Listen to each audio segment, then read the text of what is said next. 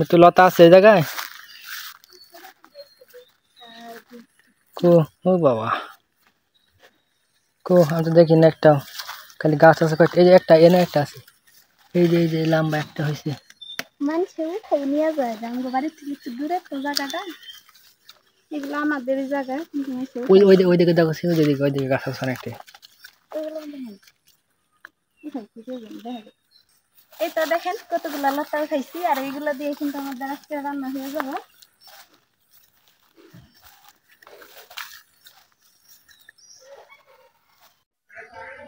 এই তো কুড়িয়ে আনা লতাগুলো দেখেন কাইটা নিতেছি, আর এগুলা খাইতে কিন্তু অনেক মজা, যেহেতু কুড়াই আনছি।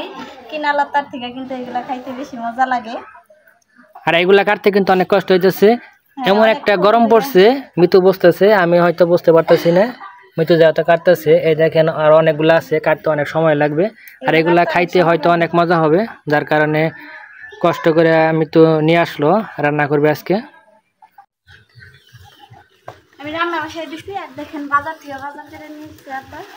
আর এখানে নিয়ে এসছে দেখেন ডাটা নিয়ে এসছে, ভেন্ডি নিয়ে এসছে, এখানে পেঁয়াজ রসুন, আর এই যে মূলা, আর নিয়ে এসছে ছোটো মাছ। আর আজকে এই ছোটো মাছ দিয়ে লতা দিয়ে রান্না করবো, এগুলো এখন করতে হবে। আর লতাগুলা কিন্তু আমরা আগে কুড়াইয়া কাইটা কুইটা রেডি করে রেখে দিছি, এখন শুধু রান্না করার পালা। মাছটা যত নিয়েছে অনেক ভালো হয়েছে। অনেকদিন পর মিতু বাহিরে রান্না করতেছে। এই তো শাকগুলা হয়ে গেছে, তারপরে যে মিয়ার জন্য এক পিস মাছ ভাজি করবে, তারপরে আমাদের জন্য লতি দিয়ে আর ছোট মাছ দিয়ে রান্না করবে। এদিকে মিহা যে বাচ্চা উঠাইতেছে, মুরগি বাচ্চা। আর আজকে দেখেন সন্ধ্যাবেলার পরিবেশটা, এখন মোটামুটি মাগরিব আজানের সময় হয়ে যাইতেছে। এই তো মশলাটা কষানো হয়ে গেছে।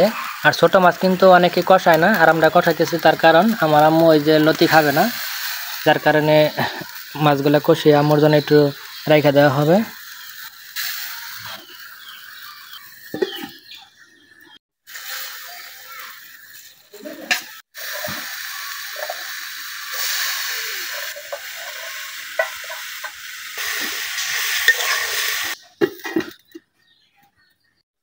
আমাদের বাইরের বাতিটা দেখেন যে জ্বলতেছে না, কি যেন একটা সমস্যা হয়েছে।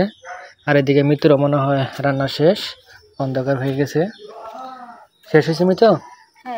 দেখাও দেখি। এই তো লতির তরকারি ছোট মাছ দিয়ে। ধন্যবাদ সবাইকে আমাদের ভিডিওটি দেখার জন্য। দেখেন চারপাশটা কি অন্ধকার। ধন্যবাদ সবাইকে, ভালো লাগলে অবশ্যই লাইক কমেন্ট শেয়ার দেওয়ার পাশে থাকবেন।